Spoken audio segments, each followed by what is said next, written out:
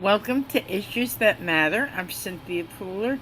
My guest today is my friend Slava Rar, and Slava is running for Congress in the 20th Congressional District, and he's opposing Paul Tonko. So Slava, what you're doing is really a great thing.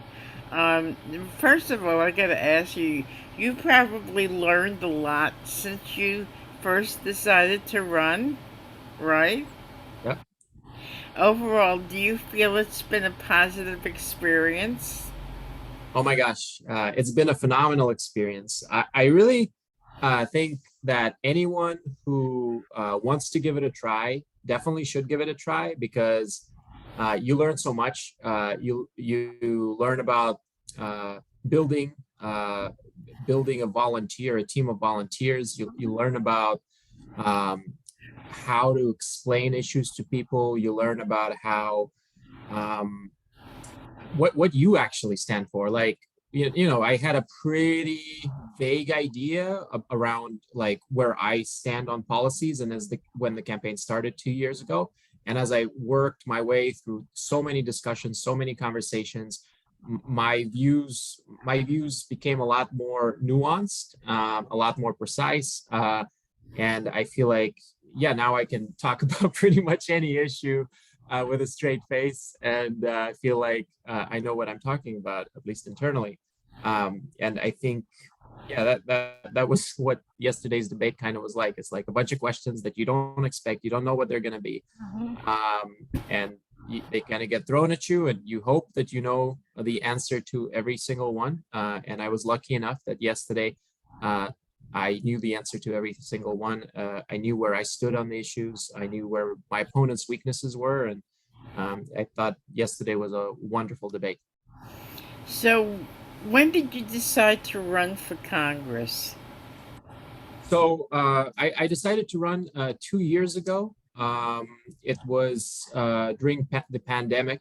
I was motivated. The final straw, you could say, it was Trump's mishandling of the pandemic, although the Trump administration did so many things wrong, starting with the Muslim ban, which I mean was, you know, what kind of a person decides to ban a whole group of people based on their religion? It's unbelievable, and it was offensive to our country, and its people, and so I decided to run because I didn't want to allow a system that would enable somebody like Donald Trump to come to power. I think that's what our system does now. We have a system which is systemically corrupt, where money speaks louder than people. And so I wanted to run to try to prove the case that that you don't need a ton of money, you don't need a ton of power, you don't need to be an entrenched establishment candidate in order to change things. And that's what I'm trying to show in these final few days before voting starts on August 23rd. Well, I've been involved in politics for many years, and the the what I've learned is candidates run, they don't win, and they go away. And each person that goes away has a wealth of information that they could share to the next person that's going to run, but that's not done. Would you agree with me? Yeah, I definitely agree with you. And I understand why, because throughout this campaign, it's been really difficult. It's been really difficult, as I've told you before, in private, for my personal life. I haven't been able to see my fiance in like a month now. And even when I do get to see her, it's for a day, it's for a few hours. Hmm. And then I have to go back onto the campaign trail. I'm also an attorney, so I have a job. I have a job and I have a campaign. I want to try to take care of myself, get the exercise I need, go grocery shopping, uh, mow the lawn, although I haven't done that in like a month. It's not looking good. So, I have a whole life, and this campaign has been extremely, extremely difficult. But uh, I think I would recommend to anyone who's considering doing it, go for it, do it. It's a unique experience. Nothing is like it. And make sure you don't bite off more than you can chew. For example, don't I could be out 12 hours, 20 hours a day delivering literature to everybody in the district. The district is huge. It's like 10 different cities, right? So this is a huge district, and if I was trying to do everything, I would never be able to do that. So just set reasonable goals for yourself, set goals that you can meet, and then try to meet those goals, and you can sleep soundly at night when you do that. So, would you say that this endeavor has been both fun and difficult at the same time? Um, yeah, for sure. Like I'm saying, it was extremely fun, extremely difficult, extremely enlightening. I felt, I still feel, I do feel now like there's a community here around me who want to see our campaign succeed, with whom our message has really resonated. We're not done yet. We have 8 days to go. I think that any voter who does the research, who looks at our record, who looks at my record, who looks at Paul Tonko's record, who sees what I want to see in this country, and really cares about the issues that matter, like climate change, is going to vote for me. I think people, voters are really smart. They do their research. They don't just vote based on name recognition alone. And if you're a establishment politician who thinks that you're going to get votes just because your name has been around for a long time, that's not enough to win an election. And not to say that Paul Tonko hasn't been in the community.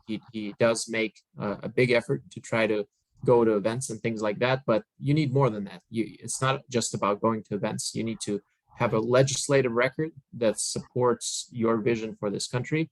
And that's where Paul Tonko's biggest weakness is, because although he talks, he says the right things about climate, usually, although not, he never goes far enough, he doesn't support the bills that would actually make a difference on climate and on many other issues, including taxing millionaires, things like that. Low hanging fruits. So that's really his weakness, and where the voters deserve to know what he actually stands for. You, you're you're running in upstate New York, and there's a multitude of candidates throughout the country for Congress as well for other other offices, and it's awfully hard to break into the status quo. It's kind of like a club. What would you suggest to people who wanna run for office but don't know how to do it and are afraid to tackle it? Well, first I'll say is we don't want to break into the status quo. We want to break the status quo, Okay, that's right? good. Because the status quo is not doing the things that need to be done. They're not doing it on climate. They're not doing it on our military. They're not doing it on equality. Our platform is environment, equality, education. They're not doing it on education. So the status quo is not working. The status quo is the reason why somebody like Donald Trump came to power. And so we have to break the status quo. We don't want to break into it. If you're someone who wants to run for office, get in touch with me. I have my number pretty much everywhere, 518-596-3293. If you're seeing this video 2-4 years from now, give me a call. It'll probably still be my number. And we will talk about, how I'm always happy to give you my advice on how to run your campaign. Cynthia is right. Grassroots candidates need to work together. One of the ideas I have of doing something at some point is a podcast where I could interview candidates who have run campaigns either successfully or unsuccessfully. I could do that whether I'm in Congress or not. It's just an idea of creating a dialogue and figuring out how we can help each other, because you're right, there's a lot of candidates who've done what I'm doing now in the past. I'd love to have their advice. I'd love to have their support. I reached out to a couple of them. I haven't heard back from the two that I've reached out to, but if there was a real community of going on, and people could tap into that resource, it would have made it would make anybody's campaign a lot easier. So yeah, 518-596-3293. Give me a call. You mentioned two important things. That's community and resources. Um, Most candidates, or a lot of candidates, they jump into the arena. They have to reinvent the wheel, and that shouldn't be. I think if there was a set um, structure in place for candidates who have run, who can share information with candidates who want to run, I think it could be powerful, and I think it could go a long way in, you know, upsetting the apple cart. What do you think? Oh yeah, 100%. So I mean, the question is, how do we do it? What is the mechanism by which we put the candidates together? Maybe we should do like a some sort of I don't know, Facebook group or something where people can join, or maybe yeah, I don't know, because you have to remember, candidates are not only congressional candidates. There's a ton of candidates out there for state offices, for local offices. There's a ton of experience. You don't have to be a congressional level candidate in order to have really valuable and invaluable experience.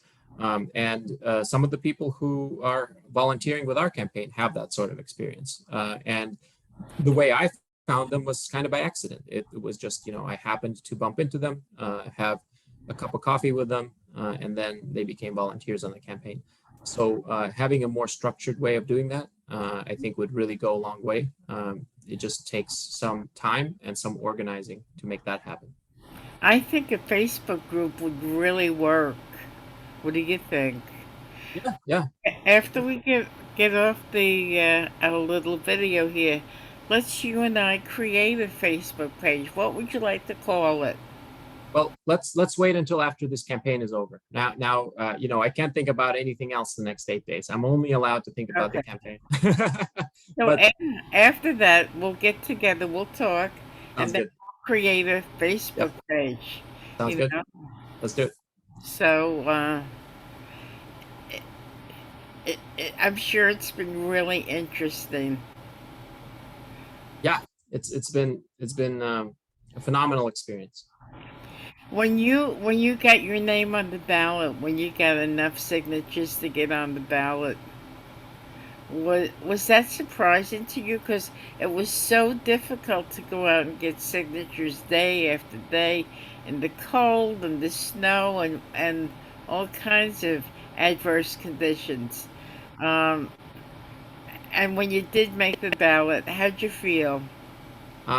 It was very surprising when I started out this campaign. Like I said, grassroots campaign without any money, no support. I didn't think that we would get the signatures, and it was really through the work of our volunteers, through really tireless efforts by the volunteers and by myself, going out, talking to people every single day, regardless of the conditions, regardless of the weather, that we were able to get twice as many signatures as are the minimum requirements for getting on the ballot. And by getting that many, we made sure that Paul Tonko didn't have a chance of knocking us off the ballot. So he didn't even try to challenge our signatures, which a lot of times establishment politicians will always challenge the ballot, try to knock their opponent off. So that didn't happen in our campaign. Um, and so yeah, once I knew that there was no challenge, once we got the signatures, it was a great sense of relief to be on the ballot, but also a great sense of responsibility. Now I knew that now that I'm on the ballot, I have to get everything working properly, make sure that we give ourselves the best chance of winning in those last 4 months of the election. It did help that the redistricting gave us an extra couple months, because as a new campaign, we could have really used the time, and we used it wisely. And so I think we're in a good spot. A reporter called me today. She said, you're not even like David and Goliath. You're like an ant and Goliath. Oh boy. And I laughed. I said, I know that we are the underdog campaign, but I think if anybody sees, the debate that happened yesterday and actually watches it, if anybody checks out our website and looks at our policies, if anyone does research on Mr. Tonko's record, there's no question in my mind who that person is going to vote for. They would have to be a really diehard Paul Tonko supporter to choose between us and choose Paul Tonko. So I think, yeah, this is an underdog campaign. We don't have, it's not like we're the likely campaign to win, but we've done everything we could in order to put ourselves in the best possible position. And voters are going to do their research, and they're going to, I think, make the right choice. People usually think that to be a viable candidate, you have to raise X amount of dollars. In other words, you have to be pretty well funded. What do you think about money being the top priority in judging whether a candidate is going to be good or not? Yeah. Well, that's the problem with our system, right? So when you look at again, Mr. Tonko's donations, he gets money from the defense industry, he gets money from the fossil fuel industry, he gets money from the pharmaceutical industry, he gets money from corporate landlords who are themselves an industry. And you look at all the Congress people, they are doing the same stuff he's doing. There's only a few that really rely on small donations, the Squad and a few other progressive members of the Progressive Caucus. But this type of system is unsustainable, because what it means is that money speaks louder than people. And every time we fill up our cars with gas, some of that money is going to go to a lobbyist in Washington, lobbying for less regulation on oil, making sure that there's more drilling. Right?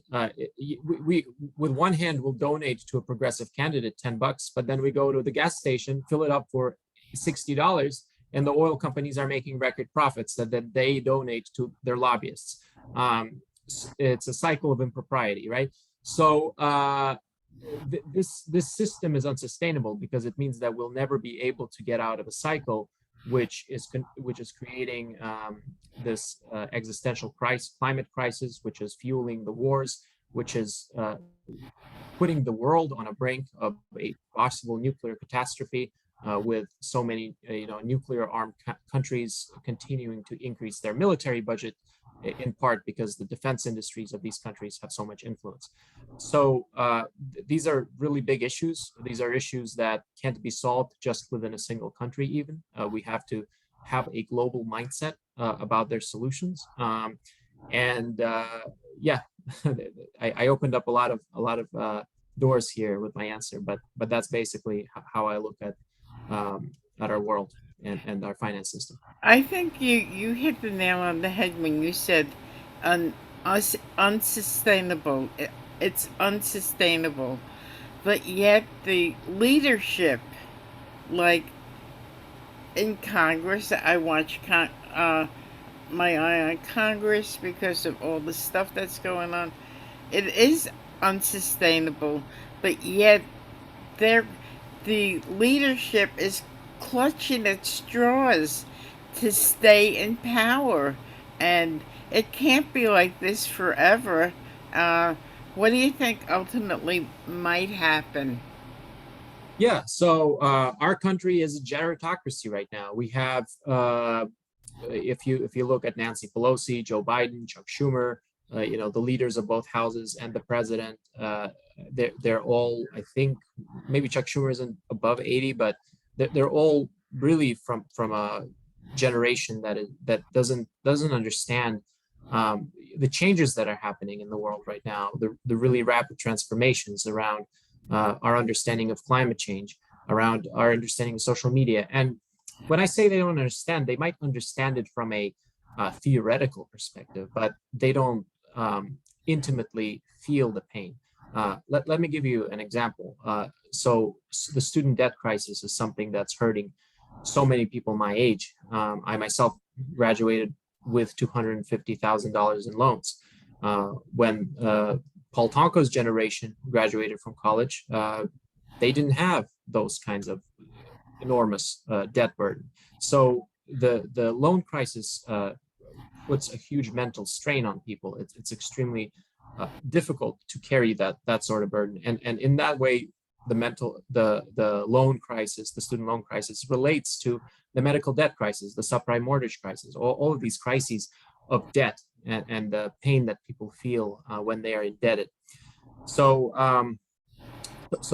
there's a coalition of people who have that same issue, and the gerontocracy, the people who have never experienced that personally, who've never experienced that firsthand, for them it might be a theoretical thing that they know we have a student debt crisis, but they don't feel it. And if you don't feel it, you're not going to be the sort of vocal advocate for these issues that you need to be. You know, I was talking to a friend of mine the other day, and I mentioned a lot of people are financially hurting, but if you drive down the street, you never see anybody driving a clunker. It's always kind of a new car, and if people are in such dire straits, why would you say there's so many new cars that they're driving? Well, first of all, a lot of people don't even have the money to afford a car. When I go to poor communities and talk to people there, a lot of people are selling their cars because they can't afford the gas. If you can't afford gas, you're not going to be able to afford a car. I also think the average car only has a life expectancy of 12 years. So after 12 years, it's really no longer worth trying to fix it, because the expenses of fixing it are actually going to cost more than the value of the car itself. And then, of course, there's the issues of the car industry, and the car industry is greatly incentivized to pump out new vehicles onto our streets. And for that reason, I think the average age of the cars that we see on the streets are not that old. Yeah, but basically my point is, I think driving a clunker is not a wise financial decision, regardless of your income level. And I think people at low income levels make the right decision. They go for a car that might be 10 years old, 8 years old, so not super old. And you wouldn't be able to tell the difference unless you are an expert in cars, between a car that's, say, 7 years old and a car that's 3 or 4 years old. So, in our final moments, Slava, why don't you tell everybody your contact information, how they could get a hold of you, can donate to your campaign, and these final days before the primary, maybe a bunch of people will hear you and say, "I'm going to support you." Yeah, So, yeah. give Thank you for the opportunity, Cynthia. First of all, I want to say thank you for inviting me on your show. I'm so impressed by how well you've done. thank And I know it's all because of your great interview skills. So I really appreciate it. And I also just want to say, we didn't really talk about it, but we had a big debate with Paul Tonko yesterday. I think if you could share that link with this video so people can go and look at it, so they Mhm. can have a reference point, that would be really nice. But my contact is, first of all, we have an email, RAR for Congress. That's RARFOR Congress@gmail.com. We have a website, rarforcongress.com. We have Instagram, which is at Rar for Congress. So there's many ways you can get in touch with me. My full name is Rostislav. That's Rostislav. Last name is Rar, R-A-R. You can Google me, find me that way. Yes, these are the last 8 days of the election. We need every single person to help who can help. We need to canvass. Please let people know about our campaign. We don't have a ton of money like Poltanko does. We can't afford to send mail and flyers and have run TV ads like he can. But what we can do is we can count on our supporters to talk to their friends, talk to their family, let them know who the better candidate is. If they have any questions, watch the debate, and we will go into election day on August 23rd with a really good chance of winning. Slava, thank you so much. Good luck next week, and we'll talk soon. Thank you for being on Issues That Matter, and thank you everybody for watching and listening.